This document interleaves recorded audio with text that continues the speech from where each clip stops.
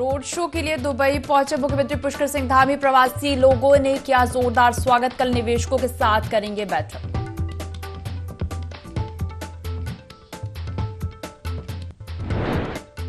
लोहाघाट के कांग्रेस विधायक खुशहाल सिंह अधिकारी ने की पीएम मोदी की तारीफ। पिथौरागढ़ आने के लिए पीएम मोदी और सीएम धामी का जताया आभार। पहले धारचूला विधायक ने भी की थी तारीफ।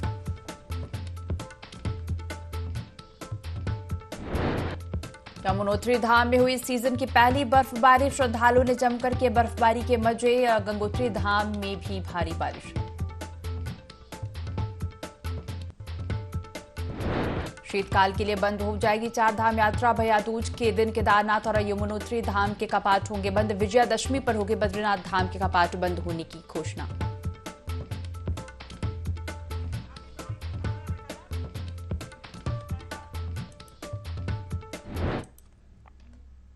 देवभूमि लाइव देख रहे हैं आप और मैं हूं आपके साथ दिव्या तिवारी। बुलेटिन की शुरुआत करेंगे बड़ी खबर के साथ। सीएम पुष्कर सिंह धामी दुबई पहुंचे हैं। ग्लोबल इन्वेस्टर समिट को लेकर दुबई और आबू धाबी में निवेशकों से मिलेंगे। दुबई और आबू धाबी में रोड शो भी करेंगे। उद्योगपतियों को उत्तराखंड आने के लिए आमंत्रित करेंगे। दिसंबर में ग्लोबल इन्वेस्टर समिट होनी है, जिसे लेकर सीएम पुष्कर सिंह धामी दुबई पहुंचे हैं। आपको बता दें, ग्लोबल इन्वेस्टर समिट को लेकर दुबई और आबू धाबी में निवेशकों से सीएम पुष्कर सिंह धामी मिलेंगे और दुबई और आबू धाबी में रोड शो भी करेंगे। उद्योगपतियों को उत्तराखंड आने के लिए आमंत्रित करेंगे। दिसंबर में ग्लोबल इन्वेस्टर समिट होनी है और जिसे लेकर सीएम पुष्कर सिंह धामी दुबई पहुंचे हैं। सीएम पुष्कर सिंह धामी दुबई पहुंचे। ग्लोबल इन्वेस्टर समिट को लेकर निवेशकों से मिलेंगे और रोड शो भी करेंगे। उद्योगपतियों को उत्तराखंड आने के लिए आमंत्रित करेंगे। दिसंबर में ग्लोबल इन्वेस्टर समिट होनी है। सीएम पुष्कर सिंह धामी दुबई पहुंचे हैं और आपको बता दें, दुबई और आबू धाबी में निवेशकों से सीएम धामी मुलाकात करेंगे और रोड शो भी करेंगे। इसके साथ ही उत्तराखंड आने के लिए आमंत्रित करेंगे।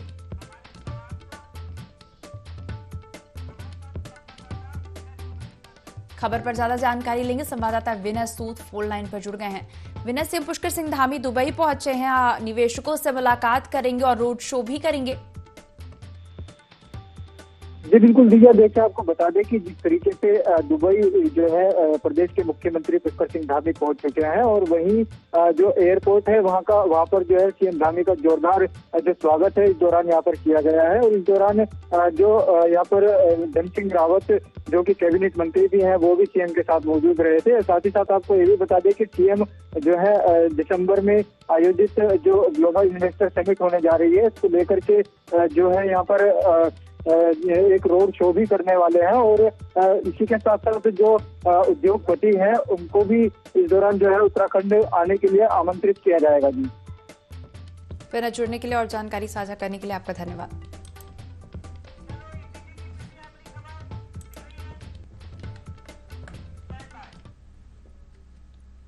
देहरादून के बीजेपी प्रदेश कार्यालय में मीडिया कक्ष का शुभारंभ किया गया। बता दें कि भाजपा प्रदेश अध्यक्ष महेंद्र भट्ट और प्रदेश महामंत्री संगठन अजय ने हवन पूजन के साथ शुभारंभ किया। इस अवसर पर भाजपा के अन्य वरिष्ठ नेता भी उपस्थित रहे। वहीं बीजेपी के प्रदेश मीडिया प्रभारी मनवीर चौहान ने कहा कि नवरात्रि के अवसर पर किए गए इस शुभ कार्य से बीजेपी का मीडिया प्रकोष्ठ और मजबूत होगा। तेज गति के साथ सरकार और संगठन की रीति नीति को जनता तक पहुंचाने का काम किया जाएगा।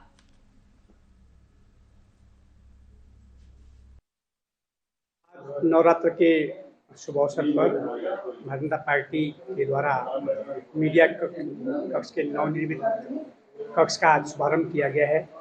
माता रानी से हम आशीर्वाद की अपेक्षा करते हैं और माँ की हम सभी पर कृपा बनी रहे, ऐसी हम सबकी शुभकामनाएं।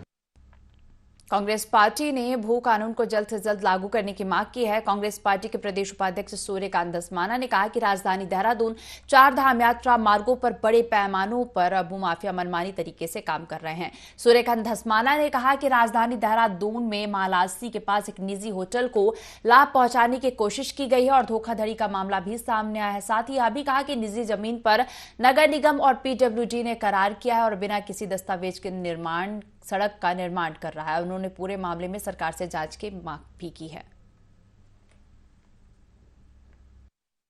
अब देहरादून में एक मामला उजागर हुआ है, राज्य सूचना आयोग ने उसको बड़ी गंभीरता से लिया है और उसमें सुनवाई जारी है। आपको आश्चर्य होगा कि पीडब्ल्यूडी एक सड़क बना रही है, जिस सड़क को किसने स्वीकृत किया, किसने आदेश किया, कुछ पता नहीं। जमीन पीडब्ल्यूडी की नहीं, जमीन वो नगर निगम से एमओयू करके सड़क बना रहे हैं। वो नगर निगम का जो एमओयू है और पीडब्ल्यूडी के बीच में जो एमओयू है, उसमें जो नगर निगम का हस्ताक्षर करने वाला अधिकारी है, वो कह रहा है कि शायद मेरे हस्ताक्षर ये नहीं है। उसमें जो पूरी औपचारिकताएं होनी चाहिए थी एमओयू में, वो औपचारिकताएं नहीं हो रखी है और नगर निगम ने यह स्पष्ट रूप से कह दिया है कि यह भूमि हमारी नहीं है। तो ये भूमि जब नगर निगम की नहीं है, राजस्व विभाग की नहीं है, पीडब्ल्यूडी की नहीं है, ग्रामीण कह रहे हमारी है और उसमें सूचना के अधिकार में जो सूचनाएं प्राप्त हुई उसमें स्पष्ट रूप से आ गया कि वो भूमि नगर निगम की नहीं है, तो नगर निगम उसमें एमओयू कैसे कर सकता है। अगली खबर का रुख करेंगे। पूर्व मुख्यमंत्री हरीश रावत के वीर सावरकर को लेकर दिए गए बयान पर भाजपा ने पलटवार किया है। भाजपा प्रदेश अध्यक्ष महेंद्र भट्ट का कहना है कि पूर्व मुख्यमंत्री हरीश रावत का बुढ़ापा झलकने लगा है। पूर्व मुख्यमंत्री हरीश रावत अब सिर्फ राहुल गांधी की बातों को दोहराने का काम करते हैं। भाजपा प्रदेश अध्यक्ष महेंद्र भट्ट ने आगे कहा कि आजादी की लड़ाई में वीर सावरकर के योगदान को भुलाया नहीं जा सकता। देखिए, हरीश रावत जी अब धीरे धीरे बुढ़ापे के एक प्रकार से प्रभाव में आ गए हैं। हरीश रावत जी राहुल गांधी जी की ट्यून में ही बोल रहे हैं, लेकिन उत्तराखंड की जनता हरीश रावत जी के जो उनके वक्तव्य हैं उससे बहुत मैं कह सकता हूं कि समय आने पर उसका उत्तर यहाँ की जनता देगी।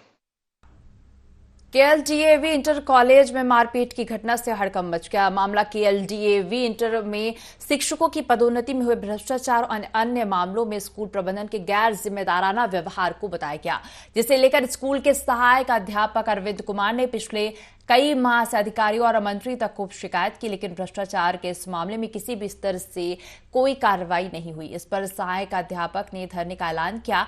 वहीं सहायक शिक्षक ने प्रधानाचार्य पर मारपीट करने का आरोप भी लगाया है।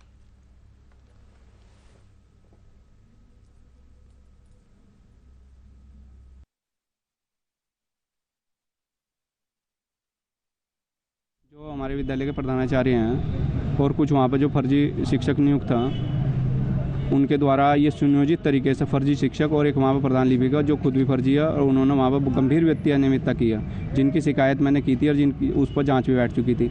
उनके द्वारा मिड डे मील के नाम पर, पीटीए के नाम पर और जो है इनकम टैक्स की चोरी, बहुत ही ऐसे उन्होंने किए हुए हैं कारनामे। ऐसे अपराधी प्रवृत्ति के व्यक्ति को प्रधानाचार्य पद पर रहने का कोई अधिकार नहीं है और इसके खिलाफ जो भी मेरे आरोप हैं उनकी गंभीरता से एसआईटी या सीबीआई जांच की मैं मांग करता हूं।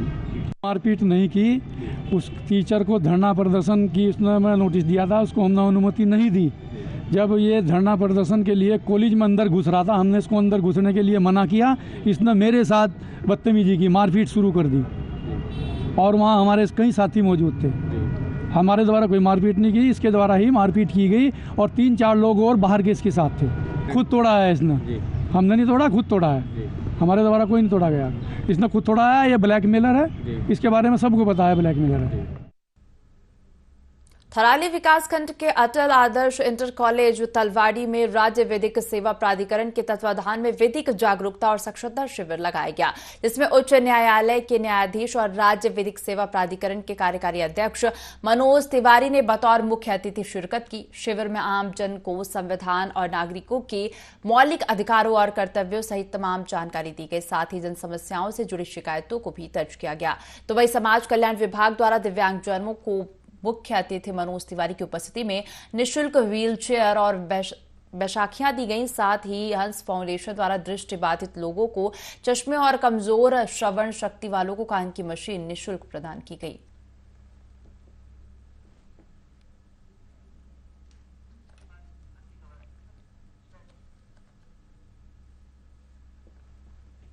पिथौरागढ़ जिला चिकित्सालय में फ्री हेल्थ चेकअप कैंप लगाया गया, जहां camp cardiologist doctor Amresh Kumar Agarwal ने लगाया, जिसमें दूर दूर से लोग चेकअप के लिए आ रहे हैं। और इस मौके पर डॉक्टर अमरेश कुमार अग्रवाल ने कहा कि पहाड़ी क्षेत्रों में हृदय रोगियों की संख्या बढ़ती जा रही है, जिसकी वजह खराब खान पान और खराब लाइफ स्टाइल है। उन्होंने लोगों से इस पर ध्यान देने की अपील की है।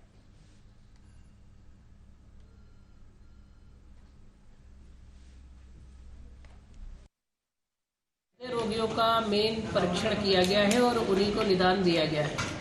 मुख्यतः इसमें शुगर के, ब्लड प्रेशर और हृदय रोगी हैं जो दिखाने आए हैं और उनके टेस्ट किए गए हैं, जैसे ब्लड प्रेशर चेक किया गया है, शुगर चेक किया गया है, ECG किया गया है सबका। तो काफ़ी सारी पेशेंट ऐसे मिले हैं जिनको पहले से पता नहीं था और उनके टेस्ट के दौरान उनको बीमारी पता चली और उनका इलाज किया गया। इस समय सबसे ज़्यादा ज़रूरी है वो खान पान।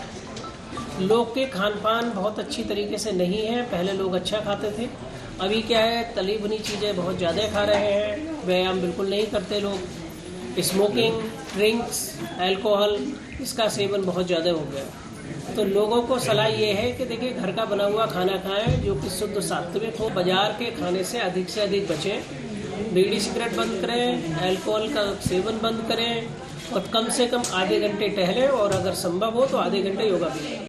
देहरादून में सहकारिता मंत्री धन सिंह रावत ने सहकारिता विभाग की समीक्षा बैठक की। इस दौरान मंत्री धन सिंह रावत ने कहा कि किसानों की आय दोगुनी करने के लिए सहकारिता विभाग काम कर रहा है, जिसके तहत 8 लाख किसानों को 0% ब्याज पर ऋण दिया गया है। वहीं 2 लाख से ज्यादा नए सदस्य सहकारी समितियां बनाने का लक्ष्य रखा गया, जिसमें 33% महिला सदस्य होंगी। इसके साथ ही जिले के 2 किसानों को 4 राज्यों का भ्रमण कराया जाएगा।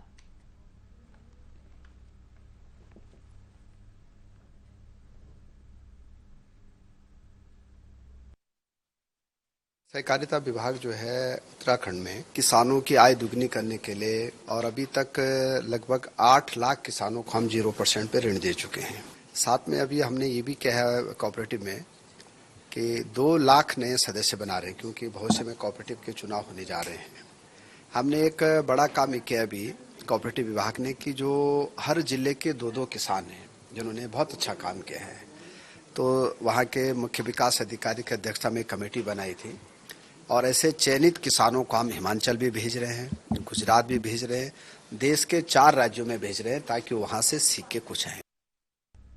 जनपद उत्तरकाशी में मौसम विभाग की भविष्यवाणी सटीक साबित हुई। वर्तमान समय में जनपद के लिए जिला मुख्यालय सहित सभी तहसीलों में भारी बारिश जारी है। गंगोत्री धाम में भी भारी बारिश हो रही है। वहीं यमुनोत्री धाम में मौसम की पहली बर्फबारी शुरू हो गई, जिसके चलते ठंड बढ़ गई है।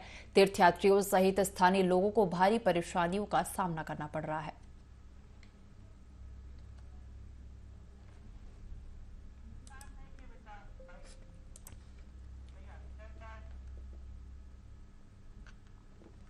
लोकसभा चुनाव निकट है, लेकिन उत्तराखंड में कांग्रेस के बड़े नेताओं की गैर मौजूदगी कांग्रेसी कार्यकर्ताओं को खल रही है।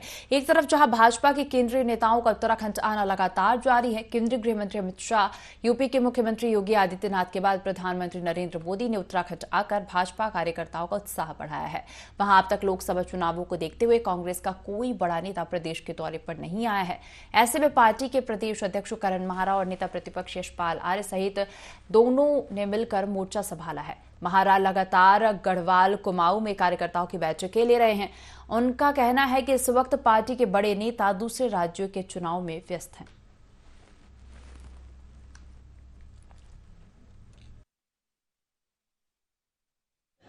बहुत अच्छे से चल रहे हैं। 5 राज्यों में चुनाव है। बीजेपी को अपनी वहाँ जमीन खिसकती भी दिखाई दे रही है, तो अब उत्तराखंड जैसे राज्यों से नैरेटिव सेट करने की कोशिश कर रहे हैं। और हमारे प्रभारी लगातार हम लोगों से जूम मीटिंग्स के माध्यम से जुड़ रहे। हमारे नेता हम कार्यकर्ताओं पे समय काम कर रहे हैं और हमारे आंदोलन जनता पे काम कर रही है।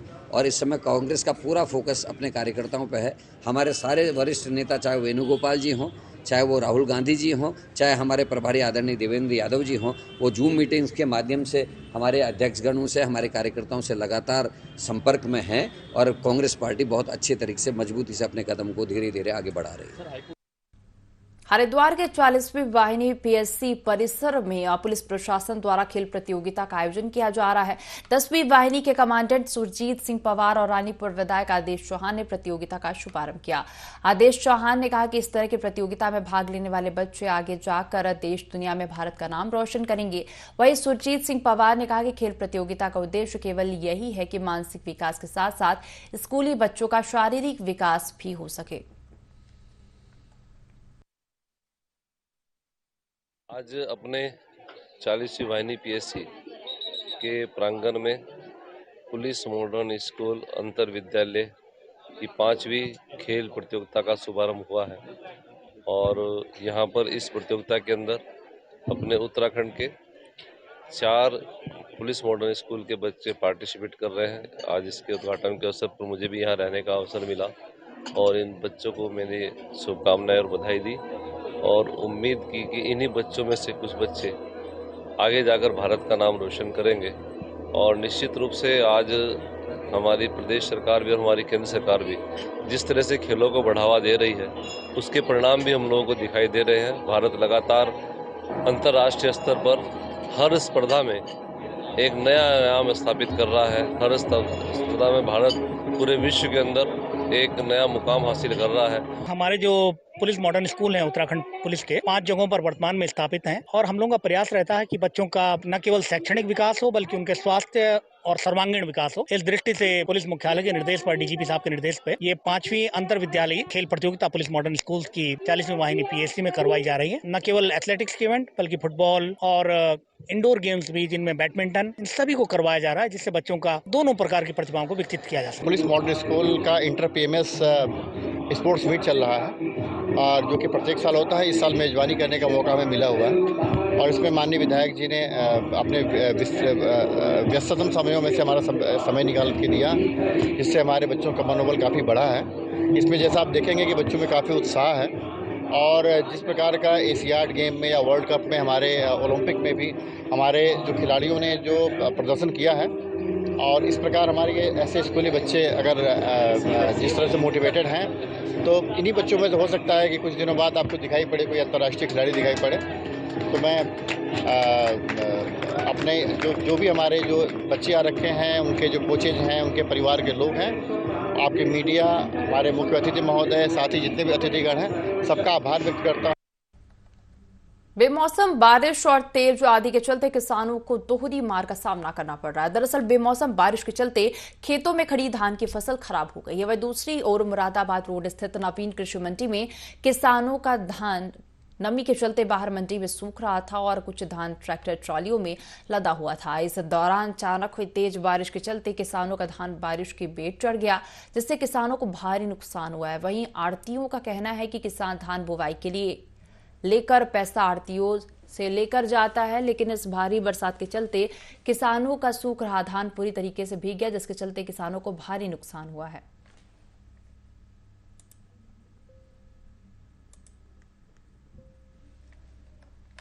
बेमौसम बारिश और तेज आंधी के चलते किसानों को दोहरी मार का सामना करना पड़ रहा है।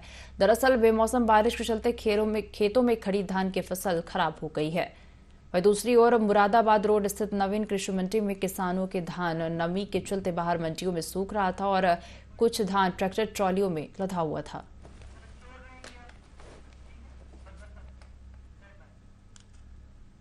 अगली खबर का रुख करेंगे जहां बनवसा में पुलिस चोरी की वारदात रोकने की कवायद में लगी है जिसके तहत पुलिस ने एक बाइक चोर को गिरफ्तार किया है। फिलहाल पुलिस आरोपी से पूछताछ कर रही है। तो चोरी की वारदात रोकने की कवायद बनवसा पुलिस कर रही जिसके तहत पुलिस ने एक बाइक चोर को भी गिरफ्तार किया है और फिलहाल पुलिस आरोपी से पूछताछ कर रही है।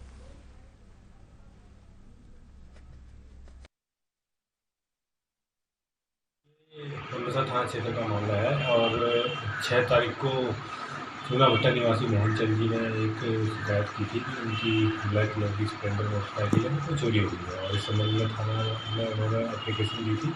इस पर कार्रवाई करते हुए एफआईआर लिखने के बाद से एक टीम बनाई गई और उस टीम के द्वारा सीसीटीवी चेक करते हुए और मैनुअली पूछताछ करते हुए उसमें काम किया गया और 15 तारीख को उसमें शाम को एक अभियुक्त जो बनवसा का रहने वाला है अमित श्रीवास्तव वो इस बाइक के साथ हमको मिला था और पूछताछ करने पर उसने न ही डॉक्यूमेंट दिखा पाया और न ही इस संबंध में जानकारी दे पाया और वो हमारी जो चोरी की बाइक थी वही बाइक निकली। तो उसको अभियुक्त को चोरी की बाइक के साथ बरामद किया गया है और उसको अगली कार्रवाई के लिए न्यायालय में पेश किया गया। उधम सिंह नगर के किच्छा के HPS स्कूल में 4 दिवसीय फुटबॉल टूर्नामेंट का आयोजन किया गया। टूर्नामेंट में हरियाणा, उत्तर प्रदेश और उत्तराखंड की 40 टीम हिस्सा ले रही हैं। फुटबॉल टूर्नामेंट में प्रतिभाग करने के लिए खिलाड़ियों में खासा उत्साह नजर आया। CBSE के regional officer doctor Ranveer Singh ने हवा में गुब्बारे छोड़कर और फुटबॉल को पहली किक मारकर टूर्नामेंट का शुभारंभ किया। बता दें कि किच्छा के हिमालयन स्कूल में कई सालों से फुटबॉल टूर्नामेंट का आयोजन किया जा रहा है। इस दौरान डॉक्टर रणवीर सिंह ने खिलाड़ियों का उत्साहवर्धन भी किया। साथ ही कहा कि टूर्नामेंट के आयोजन से बच्चों का मानसिक और शारीरिक विकास होता है और समय समय पर इस तरह के कार्यक्रमों का आयोजन किया जाना चाहिए।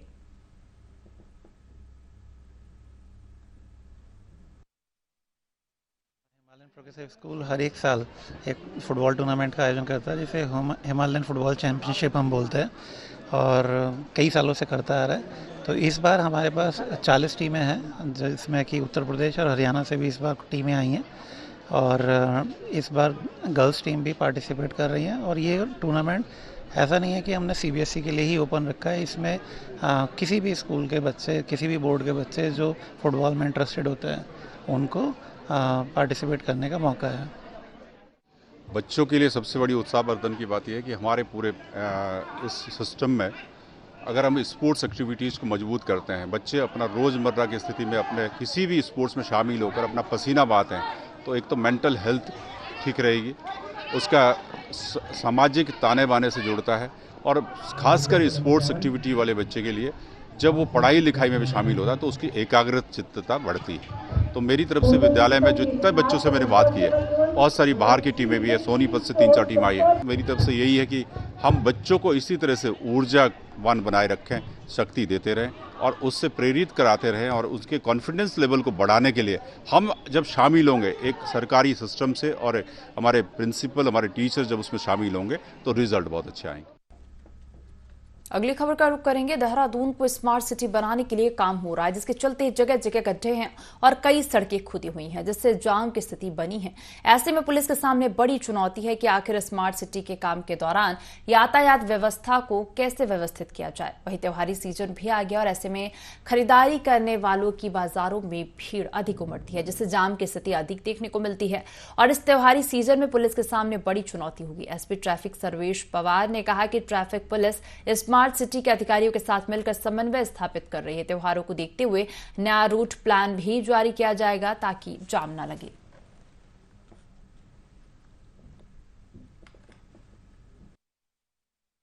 सिटी का काम भी अभी चल रहा है, जैसे सब लोग जानते ही हैं। रोड अभी जो है रोड का काम चल रहा है, तो उसमें फिर भी हम लोग आपस में एक सामंजस्य रख के, समन्वय रख के उसमें काम कर रहे हैं। और जो आगामी जो त्योहारी सीजन है उसके लिए भी हम एक प्रॉपर ट्रैफिक प्लान बना के कोशिश करेंगे कि ट्रैफिक जो है वो स्मूथली चलता रहे। हरिद्वार में सैकड़ों युवाओं ने कांग्रेस पार्टी ज्वाइन की है। पूर्व मुख्यमंत्री हरीश रावत और नेता प्रतिपक्ष यशपाल आर्य की मौजूदगी में विधायक रवि बहादुर ने युवाओं को कांग्रेस की सदस्यता दिलाई। ज्वालापुर क्षेत्र स्थित एक बैंकेट हॉल में आयोजित कार्यक्रम में कांग्रेसी नेताओं और कार्यकर्ताओं की खासी भीड़ रही और इस मौके पर हरीश रावत ने कहा कि लोगों का भाजपा और दूसरे संगठनों से मोह भंग हो रहा है। लोग कांग्रेस पार्टी में विश्वास जता रहे हैं। इसका आगामी लोकसभा चुनाव में भी फायदा पार्टी को मिलेगा।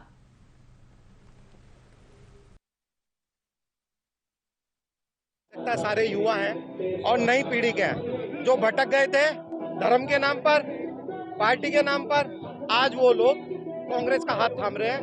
ये सब कांग्रेस की विचारधाराओं से प्रभावित होकर आज कांग्रेस। यार संगठनों का ऐसे क्या, संगठन कितने हैं? भारतीय जनता पार्टी है, भीम आर्मी है, आपका बसपा है, सपा है। हमारा कहना ये है, आप कांग्रेस में आ रहे हैं, आप कांग्रेस की विचारधारा को समझिए फिर आइए।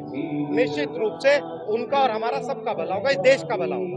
और ये तो सनातन धर्म, गांधी, नेहरू, अंबेडकर की धरती है। यहाँ घृणा, नफरत के लिए कोई स्थान नहीं है।